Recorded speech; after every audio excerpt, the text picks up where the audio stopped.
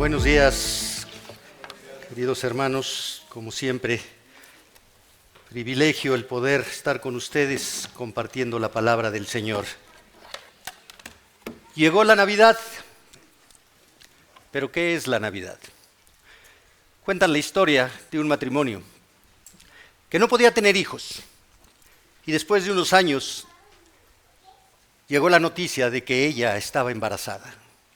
Desde luego, eso causó una tremenda alegría en este matrimonio, de tal manera que cuando nació su hijo, un varón, hicieron una gran fiesta en su casa, tremenda fiesta. Invitaron a todos sus familiares, a sus amigos, a sus compañeros de trabajo, inclusive a sus vecinos. Ellos hicieron una gran fiesta porque estaban felices por el nacimiento de su hijo. Estando en la fiesta, alguien tocó la puerta. Fueron a abrir y era un amigo de la infancia del padre del niño. Cuando lo anuncian, el padre del niño va a recibir a su amigo de la infancia, tenía muchos años de no verlo. Y le dice, oye, ¿qué estás festejando? El nacimiento de mi hijo.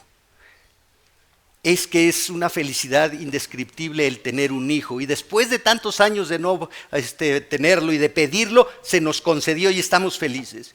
Y el amigo le dice, oye, pues preséntame a tu hijo, quiero conocerlo. Mira, de seguro está con su mamá. Y va con la mamá y la mamá le dice, no lo tengo yo. Mira, lo tiene la tía Paca. Y van con la tía Paca y tampoco lo tiene. Oye, ¿y dónde está el niño? ¿Y dónde está el niño? Y empiezan a buscar al niño. Y por ahí, uno de los invitados dice, la última vez que lo vi estaba sobre la cama. Sobre la cama, sí, ahí en su cuarto. Pero ¿cómo sobre la cama? Ahí lo vi. Los padres corrieron a la recámara y sobre la cama había abrigos, suéteres, cajas de regalo que habían sepultado la vida del niño. El niño murió en medio de la fiesta, porque para el mundo eso es la Navidad, un pretexto para hacer una fiesta, ignorando que el festejado es Jesús. ¿Tú qué festejarás este 25 de diciembre? Te invito a que vayas al Evangelio de Juan, capítulo 1, versículo 14. Juan 1, 14. Dice la palabra de Dios, el Verbo se hizo carne y habitó entre nosotros, y vimos su gloria, gloria como del unigénito del Padre, lleno de gracia y de verdad. Oremos. Amado Padre, te alabamos, te bendecimos, Señor, y te damos gracias porque eres tú el que nos convocas este día a escuchar tu palabra, a exponer nuestro corazón ante la verdad de tu palabra. Tú que conoces nuestros corazones, no podemos ocultarte nada. Señor, queremos que tú guíes nuestros corazones a una verdadera adoración a Jesús, nuestro Señor, nuestro Salvador, el Rey de Gloria, el Rey eterno.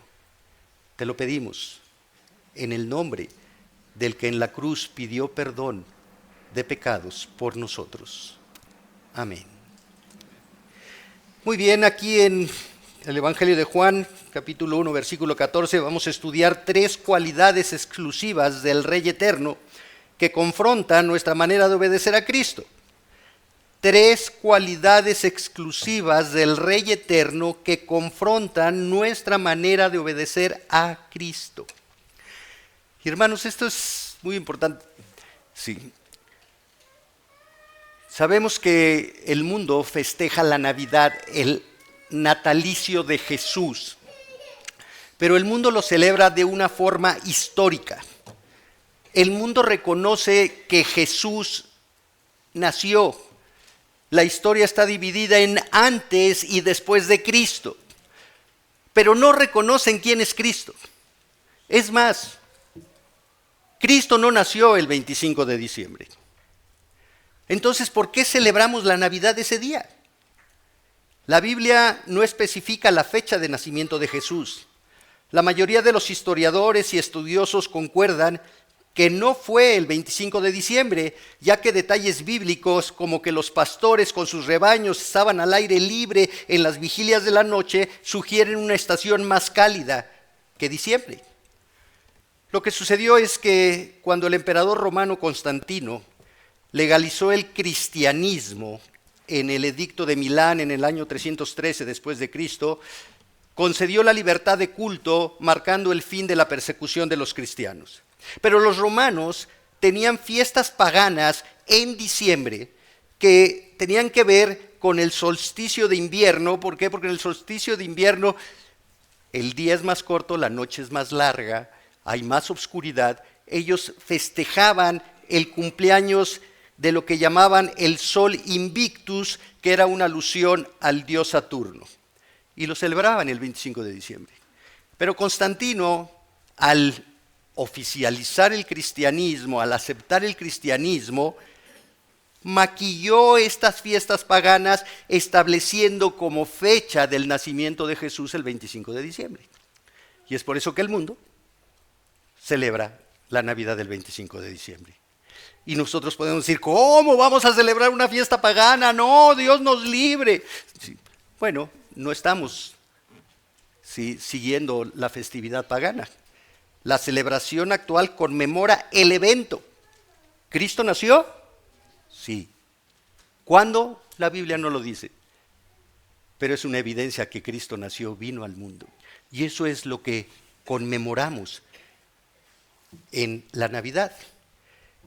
Y la encarnación es el hecho más sorprendente que pueda existir en nuestro mundo. Dice el versículo, y aquel verbo, ¿cuál verbo? ¿Qué significa verbo? En el original significa palabra. La palabra es la expresión divina. Para los rabís judíos, constantemente referían a Dios en términos de su palabra. En la mente de los antiguos judíos, la frase la palabra de Dios podía ser utilizada para referirse al mismo Dios. Juan en su evangelio tiene el propósito de presentar a Jesús como el verdadero, como el unigénito Hijo de Dios. En tanto que los filósofos griegos veían al Logos como el poder que ponía al mundo en perfecto orden. Para los filósofos griegos, el Logos era la razón principal que controla todas las cosas. Juan aquí, con esta expresión de el verbo, está diciéndole tanto a judíos como a griegos, ¿quién es el verbo? Está identificando al verbo. Y nosotros podemos decir, ¿cuál verbo? Vea el versículo 1 de Juan. Vea el versículo 1 y dice, en el principio, ¿cuál principio? En el mismo principio de Génesis 1:1. En el principio de la existencia de la creación. Y dice Juan, en el principio ya existía el verbo.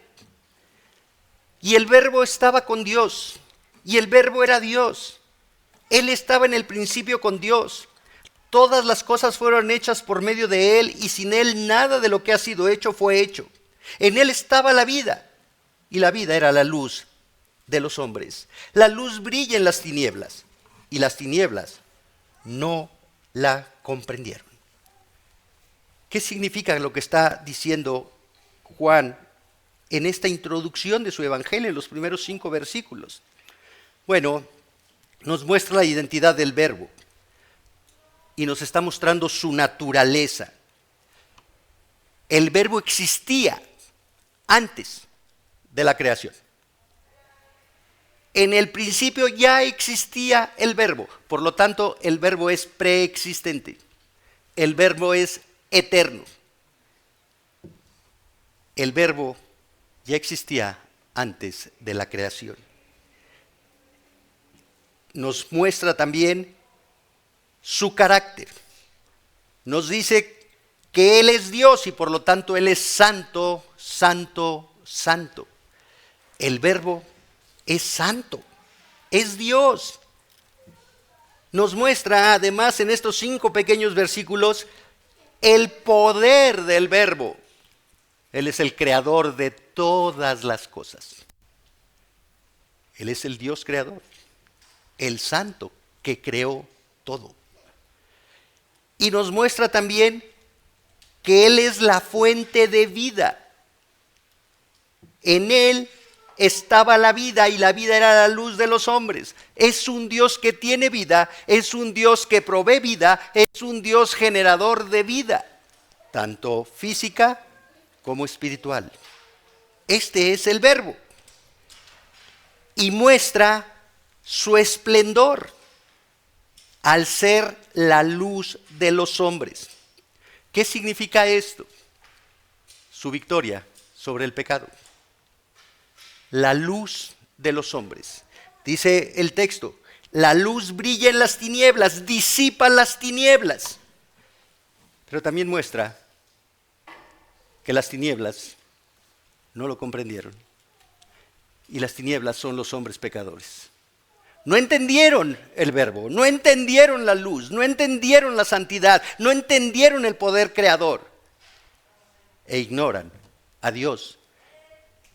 Y ajustan sus corazones a religiones vacías, a ritos religiosos repetidos que no pueden agradar a Dios y que no pueden cambiar el corazón de las personas.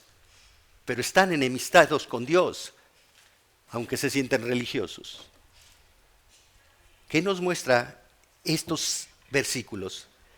Nos muestra la primera característica del Rey Eterno, su eternidad. Su eternidad. Jesús es Dios. Jesús es el Verbo encarnado. Jesús es el Logos, el Creador que se limitó a tomar forma de creación. Y ese es el segundo punto, la encarnación del Rey. Dice el texto que este verbo fue hecho carne, literalmente asumió un estado de humanidad. Pero no puede significar esto el inicio de la existencia del verbo, porque el verbo es eterno. Entonces, Jesús no es creado. Hay una falsa enseñanza de los testigos de Jehová que dicen que Dios en la eternidad pasada, Dios Padre, creó a Jesucristo. No es cierto. Jesús es de la misma esencia del Padre y de la misma esencia del Espíritu Santo. Por eso es la Trinidad. Un solo Dios en 3 personas. La misma esencia, la misma naturaleza, el mismo poder. Un solo Dios en 3 personas. Entonces, fue hecho carne, lo único que manifiesta es que este verbo eterno se hizo hombre. Manifiesta el momento en que el verbo entró en la historia humana como un ser humano, contrastando la omnipotencia y la eternidad del verbo. Y hermanos, esto van a decir, tiene mucha teología el pastor y dice cosas que no entendemos. No, si no entendemos la encarnación de Dios, no hemos entendido nada de la Biblia, no hemos entendido nada del plan eterno, no hemos entendido nada de nuestra condición pecaminosa. Esta es la maravilla, este verbo se hizo hombre. Jesús es la expresión divina, es la imagen del Dios invisible. La Biblia nos dice en Colosenses que Jesús es la plenitud de Dios. Jesús hace visible a los hombres lo que le es invisible a los hombres, Dios. Y por ahí empieza el asombro. Jesús, siendo Dios, tomando forma humana, hace visible a Dios. El Dios eterno es hecho carne. Cristo, que es la palabra de Dios encarnada, toma forma de siervo hecho semejante a los hombres y en esa condición cumple el plan eterno. ¿Puedes imaginar que el Dios que no puede ser contenido por los cielos de los cielos, el Dios todopoderoso, el dador de vida, el Dios que es luz que disipa las tinieblas, el Dios que es fuente de vida, el creador mismo, se hace criatura? Eso es la maravilla de la encarnación. Eso es la maravilla de la encarnación. Este Dios soberano, omnipotente, limitó su eternidad por un tiempo para adquirir la debilidad humana. Y así, morir por ti y por mí en la cruz. Perfectamente hombre y nunca dejó de ser Dios. Nunca dejó de ser Dios. Tenemos que entender que este verbo eterno, verbo hecho hombre, no podría expresar al pecador su mensaje de amor, de perdón de pecados, sin estar en la condición del pecador. Para nosotros hubiera sido más simple y más sencillo: Señor, pues ya salva a los que quieras como varita mágica. Y ese es el problema que tenemos en la concepción de Dios. Queremos que Dios nos conceda las peticiones de nuestro corazón como si fuera un mago. Dame, quítame, evítame, provéeme, cuídame. ¿Por qué, Señor? Porque tú sí estás a mi servicio. Y la encarnación nos muestra que Él vino a servir. No a ser servido, a servir. Pero Él no puede salvar al pecador si no está en la condición humana. Cristo no podía retirar la maldición de la muerte porque requería que Él fuera hecho maldición. Y solo podía ser hecho maldición en su calidad de hombre, de ser humano. El que no conoció pecado fue hecho pecado para vencer al pecado y dar vida espiritual sin fin a quien lo reconoce como rey de su vida. Otro problema que tenemos es reconocemos a Jesús como el Salvador de nuestra vida, el que pagó por nuestros pecados en la cruz, pero no le damos el título de rey, porque Él no gobierna nuestras vidas, y eso es una incongruencia. Porque Dios lo hizo Señor, autoridad, gobernante, y Cristo, Salvador. ¿Es Cristo el Rey de nuestras vidas? ¿Somos sus súbditos?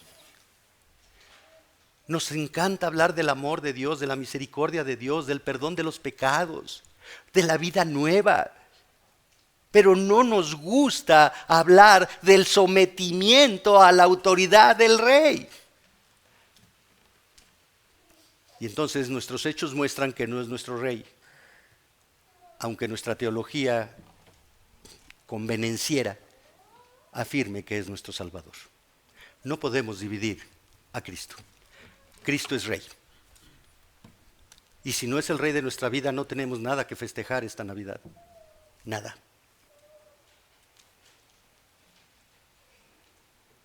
Y este Rey eterno que fue hecho carne, dice Juan, habitó entre nosotros.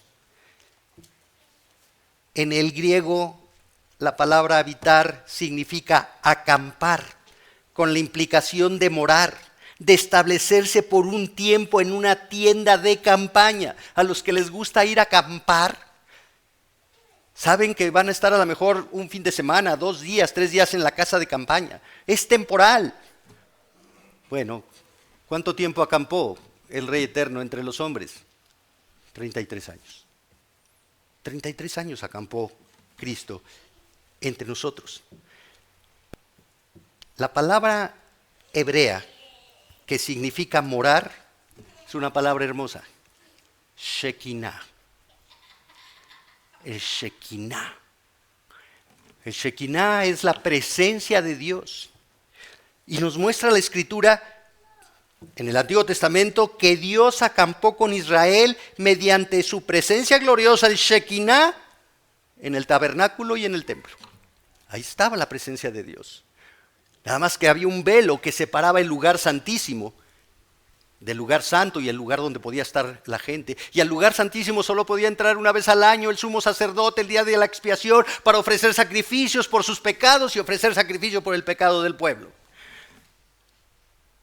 Pero este Rey Eterno es el Shekinah de Dios que se hizo hombre, sin velo, sin separación, expuesto a los hombres para que tengan contacto con Él.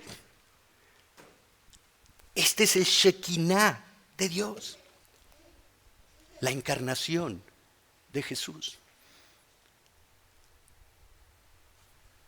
Este Shekinah cumplió el plan eterno, murió en la cruz, resucitó al tercer día y está sentado a la diestra del Padre, pero va a regresar como el Rey de gloria. Apocalipsis 21, versículos 3 y 4 nos dicen: y oí una gran voz del cielo que decía: he aquí el tabernáculo de Dios con los hombres, y Él morará con ellos, y ellos serán su pueblo, y Dios mismo estará con ellos como su Dios. Enjugará Dios toda lágrima de los ojos de ellos, y ya no habrá muerte, ni habrá más llanto, ni clamor, ni dolor, porque las primeras cosas pasaron. Está acampando el Rey de Gloria en nuestros corazones. La Biblia nos habla. Fue profetizado como Emanuel, y una virgen concebirá y dará a luz un hijo y llamará su nombre Emanuel, que significa Dios con nosotros. Pero este Dios con nosotros le dijo a sus discípulos: os conviene que yo me vaya y oraré al Padre para que envíe otro consolador, el cual no va a estar con ustedes, va a estar en ustedes. Y Pablo nos dice en Corintios que somos templo del Espíritu Santo, morada del Espíritu Santo. El Shekinah está en nuestros corazones. El Shekinah, el lugar santo, está en nuestros corazones. Hace morada en Él.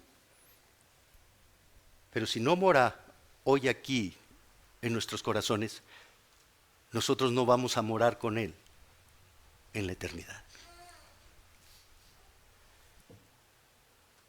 Y si Cristo mora en nuestros corazones, nuestra vida tiene que dar evidencia de que somos templo de Dios. Templo de Dios.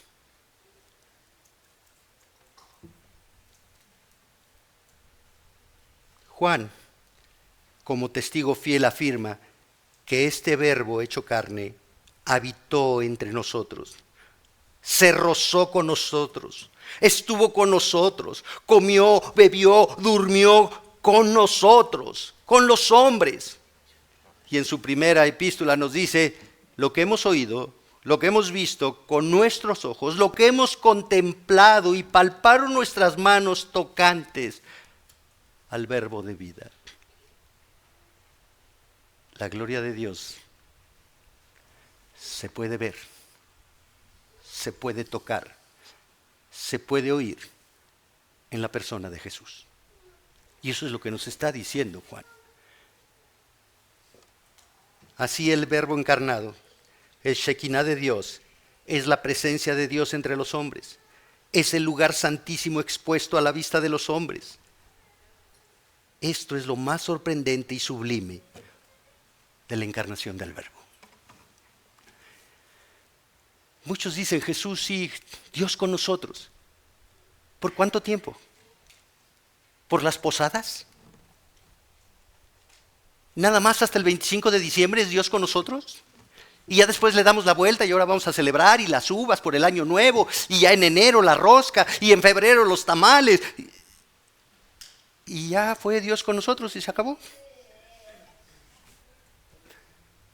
¿O es Dios en nosotros?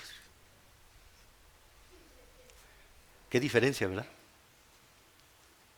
Dios en nosotros significa que Dios guía nuestra vida, que Dios guía nuestro corazón. Dios con nosotros es un pretexto para hacer una fiesta.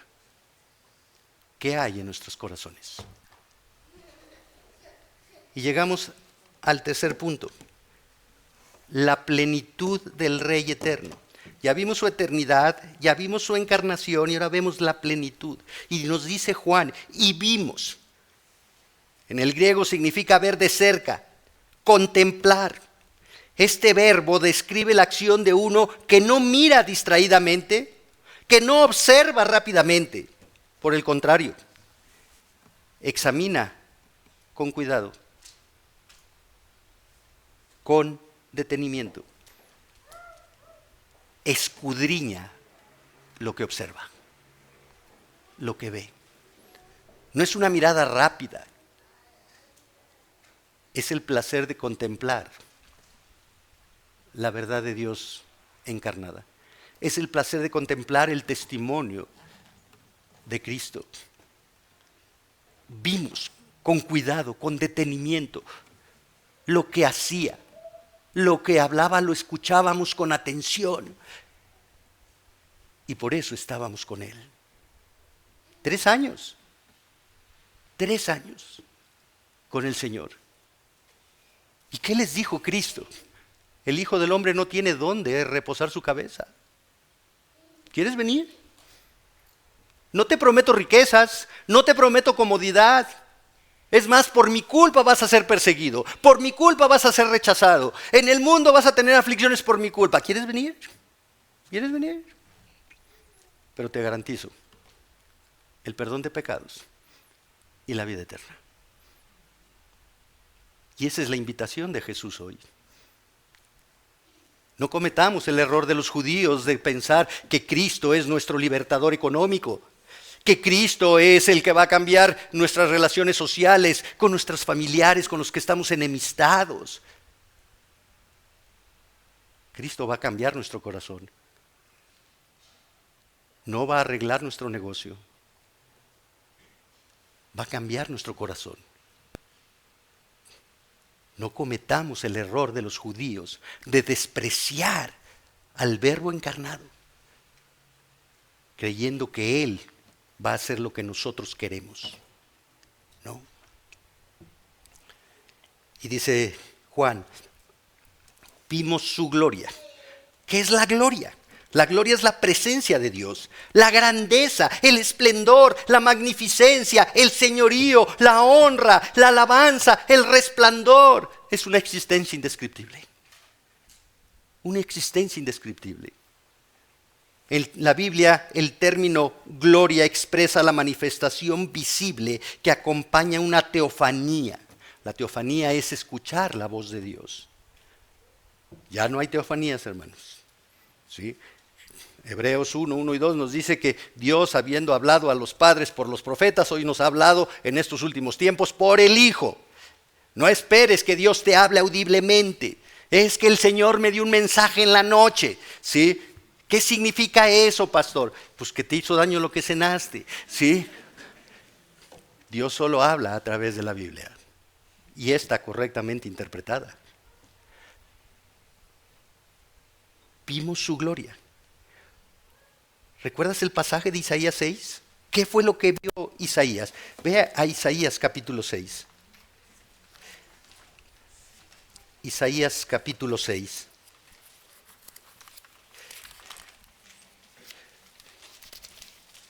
Y nos dice la palabra de Dios: en el año de la muerte del rey Usías, vi yo al Señor sentado sobre un trono alto y sublime, y la orla de su manto llenaba el templo, las faldas de su manto llenaba el templo. ¿Quién es este Señor sentado? Si Dios es espíritu, ¿qué fue lo que vio Isaías? Una preencarnación de Cristo, el Rey eterno, el Rey de gloria. Vio al Señor, al único que se menciona como Señor en la Escritura es a Jesús. Filipenses 2, del 5 al 11. Y se le ha dado un nombre que es sobre todo nombre, para que en el nombre de Cristo toda rodilla se doble y toda lengua confiese que Jesús, ¿qué es? Señor. Entonces vio a Jesús, una preencarnación de Jesús. Versículo 2, por encima de él había serafines, cada uno tenía 6 alas, con 2 cubrían sus rostros, con 2 cubrían sus pies y con 2 volaban. Y el uno al otro daba voces diciendo: Santo, santo es el Señor de los ejércitos, llena está toda la tierra de su gloria. ¿Cuál es la gloria? La presencia de Dios, la manifestación de Dios. Y se estremecieron los cimientos de los umbrales a la voz del que clamaba, y la casa se llenó de humo. Entonces dije: ay de mí, porque perdido estoy, pues soy hombre de labios inmundos, en medio de un pueblo de labios inmundos habito, porque mis ojos han visto al Rey, el Señor de los ejércitos. Qué interesante. Isaías no quedó sorprendido por la magnificencia del trono. Isaías no quedó sorprendido por la magnificencia que las faldas del rey llenaban el templo. ¿Qué fue lo que llamó la atención de Isaías? La santidad. La santidad gloriosa de Dios. Y en cuanto captó en su limitada concepción humana como la nuestra, la santidad de Dios, lo único que dijo es: soy hombre muerto. Soy hombre muerto. Soy pecador, de labios inmundos, de un pueblo inmundo. Bueno, esa santidad se hace visible en el Verbo encarnado. Esa santidad que debe confrontar nuestra manera de vivir, que debe confrontar nuestros sentimientos, que debe confrontar nuestras emociones, que debe confrontar nuestras ideas, que debe confrontar nuestro estilo de vida. ¿Qué es lo que nos sorprende de Jesús? Si no es su santidad, entonces no nos sorprende nada. No nos sorprende su nacimiento en el pesebre. Ay, hasta nacimiento pongo, ¿sí? No nos sorprende su muerte en la cruz. Ay, ojalá ya venga la Semana Santa para tener unos días de descanso. No. Si no nos sorprende la santidad, nuestro corazón sigue en la oscuridad del pecado. La santidad del Verbo fue lo que sorprendió a Isaías. La gloria de Dios se manifestó en Jesús por medio de sus milagros, que ponían de manifiesto la omnipotencia divina. La gloria expresada en Cristo no es temporal, sino eterna. Siempre estuvo presente la gloria de Dios en el Verbo encarnado. Siempre. Él era Dios antes de la creación. Cuando se transfiguró en el monte y 3 de sus discípulos vieron, ¿qué vieron? La perfección de Dios, la gloria de Dios, la santidad de Dios. Y se sintieron tan cómodos que Pedro, ese Pedro tan reactivo como tú comprenderás, sí, que nos queremos quedar aquí. Hagamos unas chocitas, sí. La santidad de Dios, el reflejo de la santidad de Dios. Esta es la gloria a la que Cristo apeló en su oración al Padre. Vea el capítulo 17 del Evangelio de Juan. Deja ahí en Juan 1 un separador. Ahora vea el capítulo 17. Vamos a leer el versículo 5. Bueno, desde el 1 para entenderlo. Estas cosas habló Jesús y alzando los ojos al cielo dijo: Padre, la hora ha llegado, glorifica a tu Hijo para que el Hijo te glorifique a ti. por cuanto le diste autoridad sobre todo ser humano, para que Él dé vida eterna a todos los que le has dado. Y esta es la vida eterna, que te conozcan a ti, el único Dios verdadero, y a Jesucristo a quien has enviado. Yo te glorifiqué en la tierra, habiendo terminado la obra que me diste que hiciera. Y ahora, glorifícame tú, Padre, junto a ti, con la gloria que tenía contigo antes que el mundo existiera.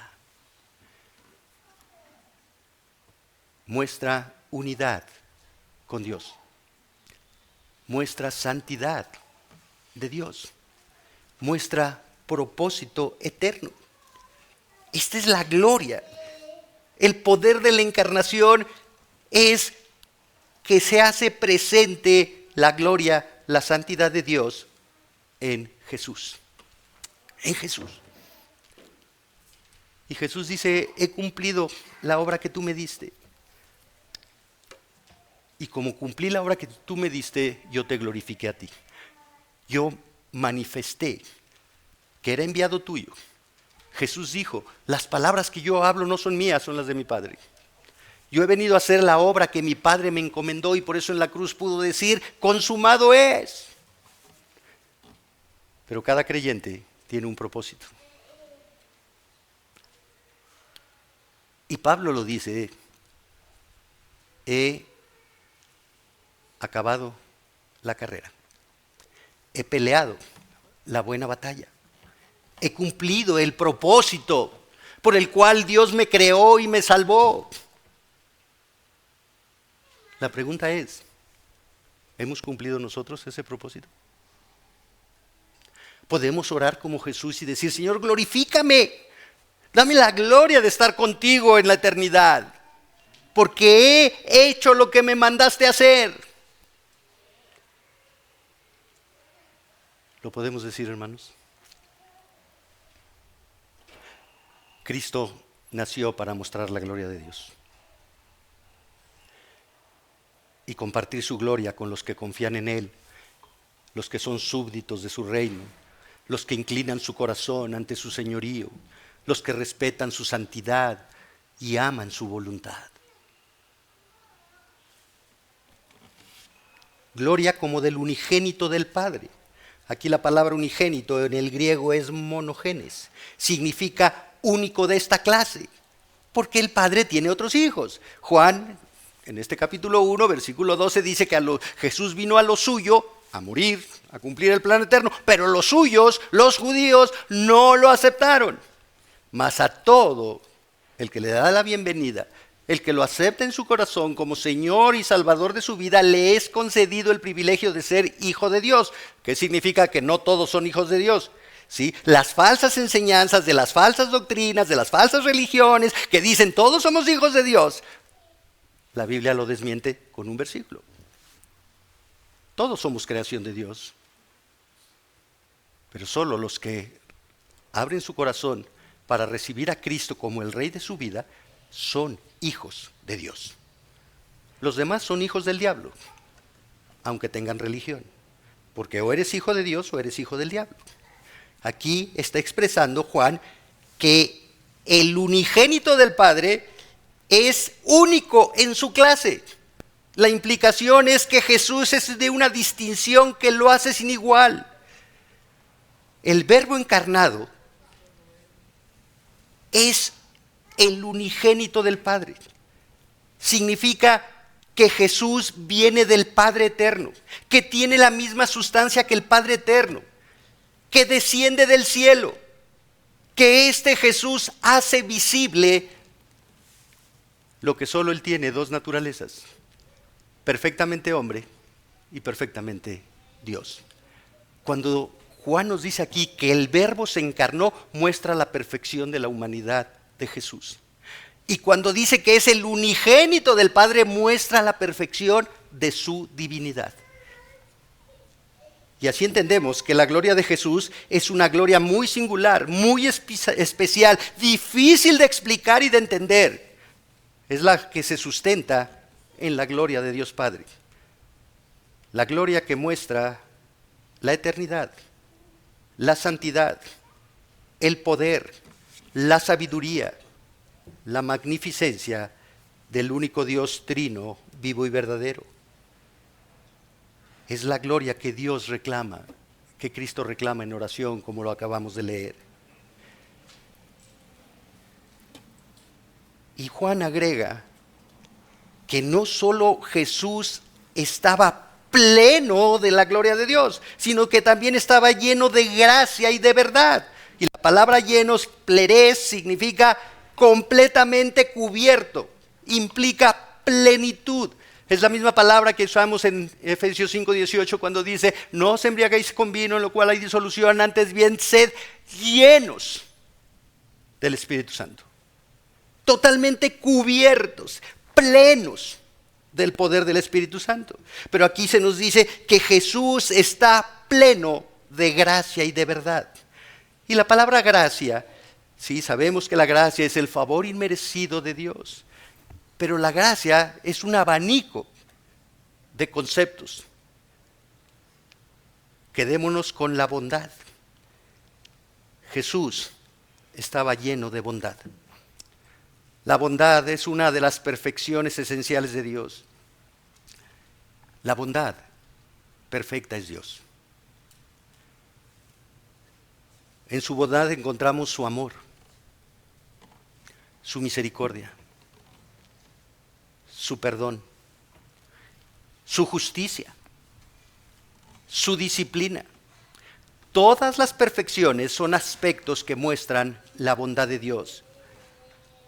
Porque Dios es bueno siempre. Dios es bueno siempre. Dios es bueno en su esencia, en su carácter, en su obrar. Dios es bueno en todo. En todo. La bondad de Dios tiene dos aspectos: uno interno, que es la esencia de Dios, la naturaleza de Dios, y otro externo, que tiene que ver con la comunicación de su bondad. La bondad de Dios es mostrada por medio de su voluntad, a través de la cual Él es bueno con su creación. Él es bueno con su creación. ¿Qué somos, hermanos? Creación de Dios. ¿Por qué nos hizo nacer? ¿Por qué nos hace existir? Por su bondad. Él no nos necesita. Él es autosuficiente. Él creó todo por amor. Él creó todo por bondad. Y lo podemos ver en Génesis. ¿Sí? Todo lo hizo bien Dios. Todo.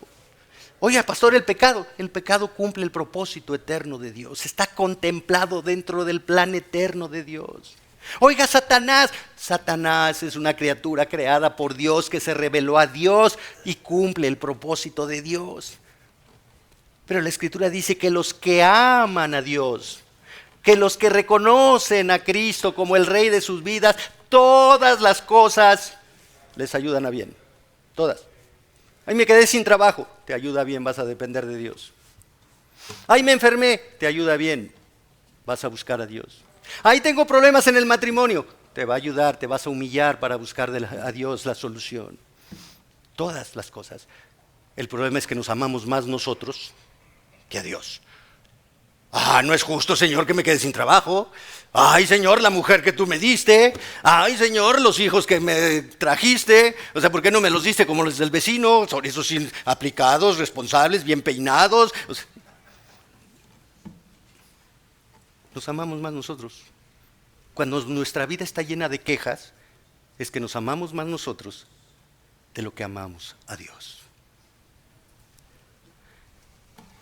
La gracia de Dios, al igual que todas sus perfecciones, la bondad de Dios, al igual que todas sus perfecciones, son eternas porque Él es eterno.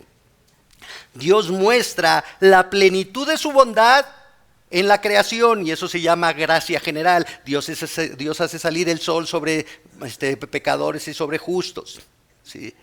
Pero Él muestra la plenitud de su bondad en la redención. Esa es la gracia especial. La bondad que perdona pecados, la verdad que transforma corazones, la bondad que se llena de misericordia, la bondad que responde a la bondad de Dios, con un corazón humillado, agradecido y obediente al Rey. Así, la encarnación de la segunda persona de la Trinidad muestra la bondad de Dios. Como consecuencia del pecado, nos dice la Escritura, el pecado de Adán, toda la creación se corrompió. La creación está maldita.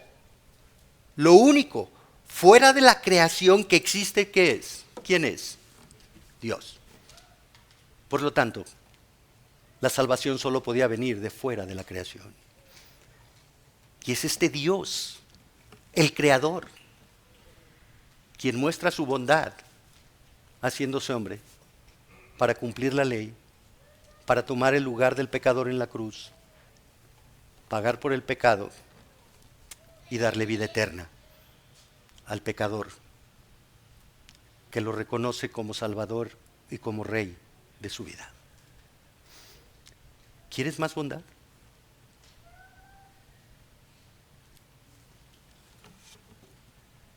Es esta gracia divina la que vemos en el postrer Adán, en su perfecta humanidad. Porque el postrer Adán experimentó todo lo que el ser humano vive. Él experimentó nuestros dolores, nuestras angustias. Él lloró, tuvo hambre, tuvo sed, experimentó cansancio en su cuerpo. Enfrentó todas las tentaciones que tú y yo experimentamos. Pero no pecó. Este Verbo encarnado se ofreció voluntariamente a sí mismo como el perfecto cordero sacrificial para que el castigo del pecado sea pagado en su totalidad. Se levantó de la tumba venciendo a la muerte y comprando una vida nueva para todo aquel que confía y rinde su vida a Él. ¿Queremos más bondad?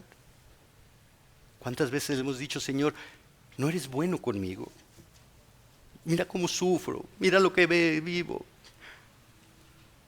¿Queremos más bondad? Cristo es el tema central de la Escritura. Y Cristo debe ser el tema central de la vida de todo genuino creyente. El que quiera venir en pos de mí, niéguese a sí mismo. ¿Es Cristo el protagonista de nuestra vida? ¿O somos nosotros los protagonistas? ¿Nuestra vida está centrada en el yo divino o nuestra vida está centrada en nuestro yo? Lo que yo quiero, lo que yo sé, lo que yo hago, lo que yo sufro, lo que yo. Entonces, cuando nuestra vida está centrada en nuestro yo, despreciamos la gracia del yo divino. No se equivocaron los ángeles cuando anunciaron a los pastores la encarnación del Verbo y cantaron: gloria a Dios en las alturas y en la tierra paz a los hombres. Cristo mostró ser pleno de gracia en su vida, en esta tierra. Sus palabras mostraban su amor, su bondad. Cuando tocaba a las personas, les mostraba gracia, sin importar si eran pecadores, si sufrían de una enfermedad que los catalogaba como impuros y no podían convivir con el resto de la gente, o estaban bajo posesión demoníaca. Aún resucitó a Lázaro cuando su cuerpo ya olía mal por tener varios días en el sepulcro. Su gracia trajo bienestar espiritual a todos ellos. Mostró su gracia siendo compasivo. No los rechazó, no los juzgó, no los condenó. Porque Él vino a rescatar lo que se había perdido. No vino por los justos, sino por los pecadores. El justo murió por los injustos, para llevarlos a ser uno con Dios. La gracia de Cristo es sobreabundante, es suficiente, es ilimitada, es profunda, es indescriptible. Como lo señala Spurgeon, y cito: el Señor Jesús no puede maldecirme porque cargó con la maldición que me correspondía. No puede ser cruel conmigo porque compartió mis sufrimientos. Si cada angustia que desgarró mi corazón desgarró el de Él, y si ha descendido en mis aflicciones más profundamente que yo, debe significar que me ama. No puede ser de ninguna otra manera. Y debe significar la verdad, porque Jesús no jugaba a ser el Mesías. Sus sufrimientos fueron reales. Fin de la cita. La gracia de Cristo no es solo una gracia salvadora, sino es una gracia capacitadora. Impulsa al genuino creyente a conocer, comprender y compartir su palabra. Por esta gracia, los padres pueden tratar a sus hijos rebeldes con amor paciente y perseverante. Por la gracia de Dios en Cristo, un matrimonio puede desechar las ofensas y perdonarse mutuamente.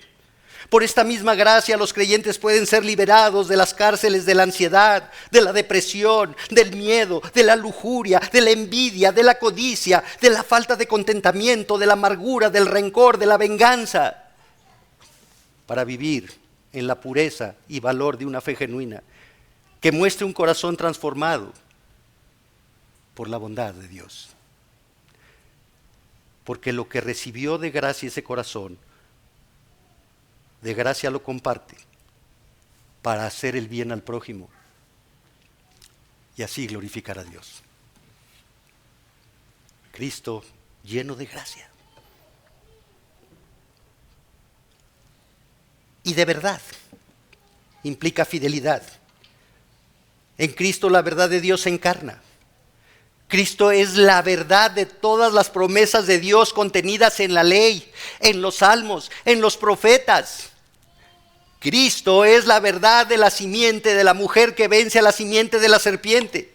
Cristo es la verdad del sumo sacerdote que se ofrece a sí mismo como el último y perfecto sacrificio. Porque Él es verdaderamente el Cordero de Dios que quita definitivamente el pecado del hombre. Él es el sacrificio que agradó a Dios. Él es la palabra de Dios que santifica a los redimidos. Cristo es la exposición máxima de la vida que agrada a Dios.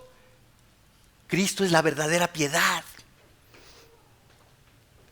Y la piedad se muestra viviendo en la verdad. La verdad se muestra viviendo en la verdad. Cristo es el modelo de la verdadera piedad, de cómo Dios quiere que la gente piense y viva. De modo que vivir una vida piadosa significa confiar en Cristo, seguir a Cristo para vivir como Cristo, porque Él es el único camino, la única verdad y la verdadera vida. Lleno, pleno de gracia y de verdad. Cristo, lleno de gracia y de verdad, amó a sus enemigos y tomó el lugar del pecador en la cruz. Le fueron imputados nuestras rebeliones, nuestras mentiras, nuestras borracheras, nuestros adulterios, nuestras fornicaciones, nuestras palabras deshonestas, nuestros malos pensamientos, nuestras codicias y ambiciones, nuestros pecados.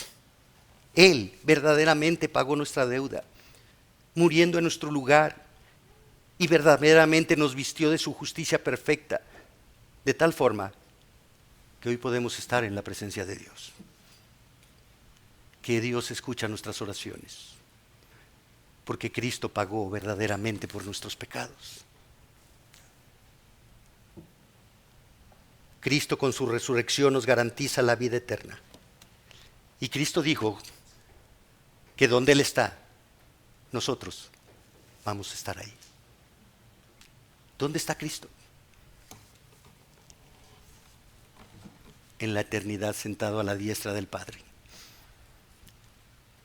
Voy pues a preparar morada para vosotros, para que donde yo esté, ustedes también estén. La gracia y la verdad no se pueden separar, porque están unidas indisolublemente en Cristo. Y por esto la gracia y la verdad siempre llevarán a las personas a Cristo. Siempre. Nuestra perspectiva de la vida es egocéntrica. El pecado no solo nos hace idólatras y rebeldes, también nos hace necios. Decimos conocer la verdad, pero amamos más la mentira, engañándonos a nosotros mismos. Estamos más pendientes de los pecados de otros, los maximizamos, pero ignoramos los nuestros. Los ocultamos, los justificamos o los minimizamos. Buscamos el camino corto y fácil hacia Dios, sin reflexionar que en ese camino corto y fácil caemos en las artimañas de Satanás y que ese camino que a nuestros ojos parece recto es camino de muerte, porque nos separa del camino de la vida, de la gracia y de la verdad en Cristo. Con este estilo de vida egocéntrico nos perdemos la única cosa que vale la pena vivir: la gloria de Dios.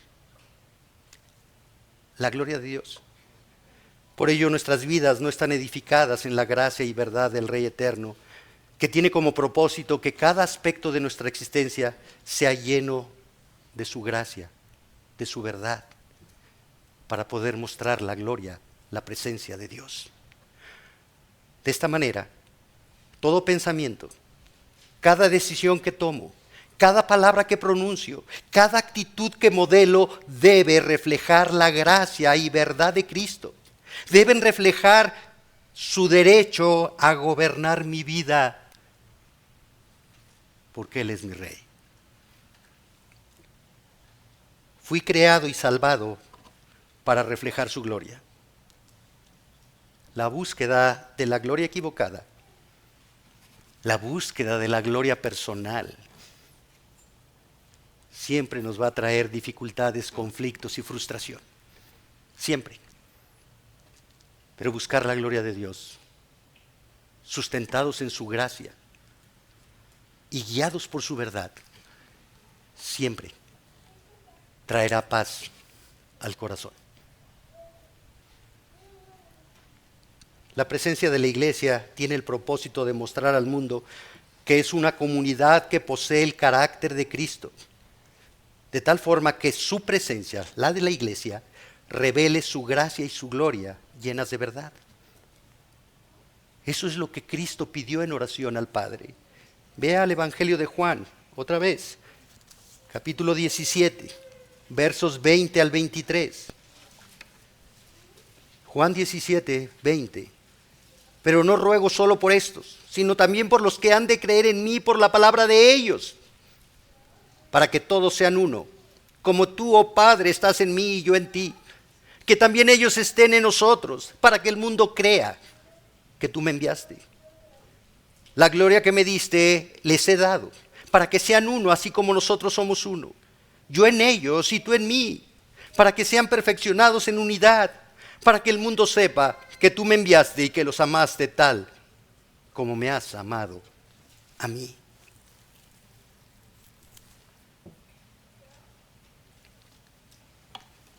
Qué oración, qué privilegio,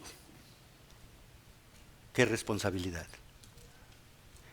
Ser uno con Dios, como Cristo es uno, como la Trinidad es uno.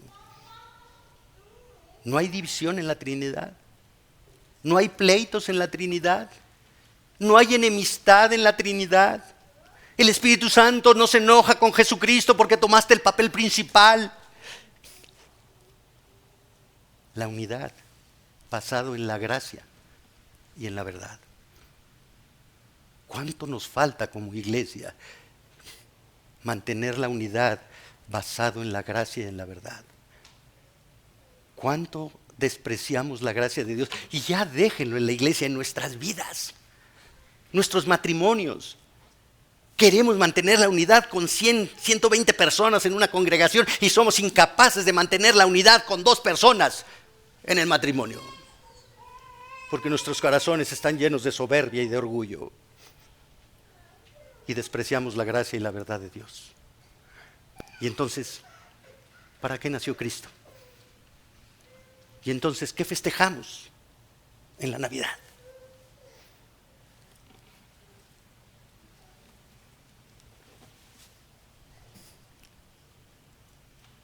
Emmanuel, Dios con nosotros, no es por unos días navideños.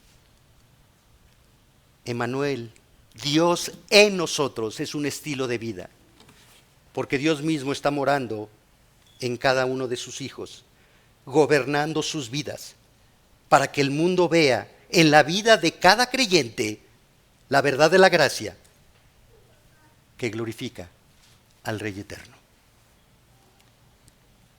Para terminar, te invito a que abras tu Biblia en 1 de Timoteo 1:17. 1 de Timoteo 1:17.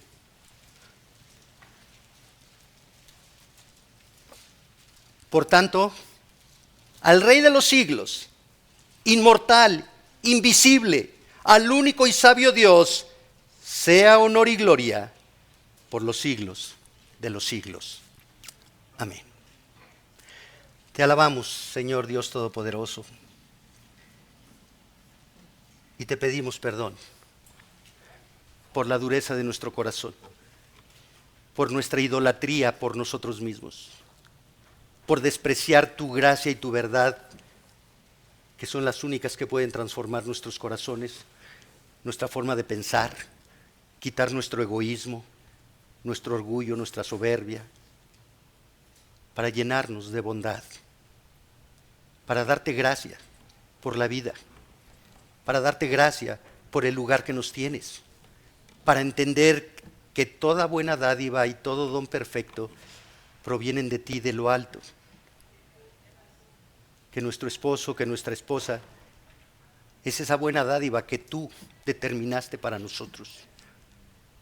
Gracias por su vida, con todas sus imperfecciones.